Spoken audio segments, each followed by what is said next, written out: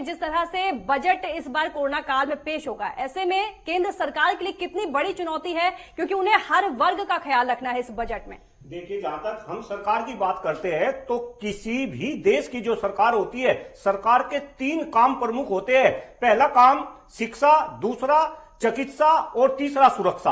और इन्हीं तीनों कामों के ऊपर सरकार बजट के अंदर आगे की जो है प्लानिंग करती है। और अगर हम इन तीनों क्षेत्रों को देखें तो आज फिलहाल वर्तमान में इन तीनों क्षेत्रों के अंदर भूचाल है, व्यवस्थाएं चरमराई हुई है। कोरोना काल को लेकर स्वास्थ्य व्यवस्था भी चरमराई हुई है।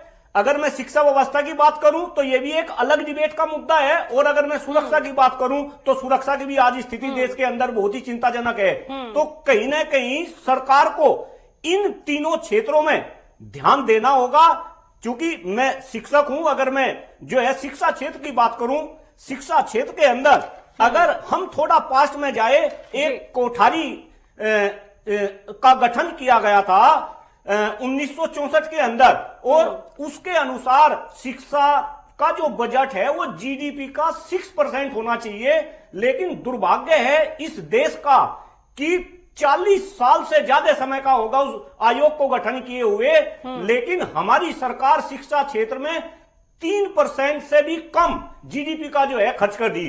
तो कहीं ना कहीं शिक्षा क्षेत्र से जुड़ा होने के नाते मैं सरकार से उम्मीद करूंगा, क्योंकि सरकार बड़े बड़े वादे कर रही, सरकार देश को विश्व गुरु बनाने की बात कर रही। तो अगर हमको देश को विश्व गुरु बनाना है, हम सभी को यह समझना पड़ेगा कि वो विश्व गुरु बनने का जो रास्ता है वो गलियारा शिक्षा क्षेत्र से होकर गुजरता है। अगर आप शिक्षा क्षेत्र में बजट को अच्छे से एलोकेट नहीं करेंगे, जितनी जरूरतें हैं आप उतना बजट नहीं देंगे, तो कहीं ना कहीं देश के सामने जो समस्याएं हैं वो कहीं ना कहीं जो है बिल्कुल अडिग रहेगी। जहां तक अभी गृहिणी बहन है, सिपरा बहन ने अभी बात करी डीजल का, पेट्रोल का, भाई कहीं ना कहीं ये बात सोचनी पड़ेगी।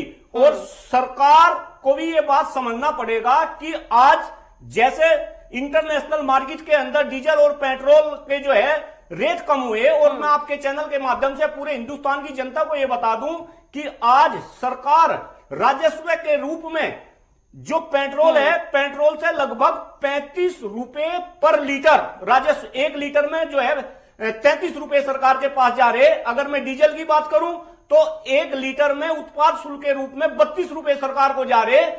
तो कहीं ना कहीं सरकार को इन उत्पाद शुल्क में भी कमी लानी चाहिए, जिससे जो आम नागरिक है, जो महंगाई की मार आज के समय में पड़ रही, उस महंगाई की मार से जो है आम नागरिक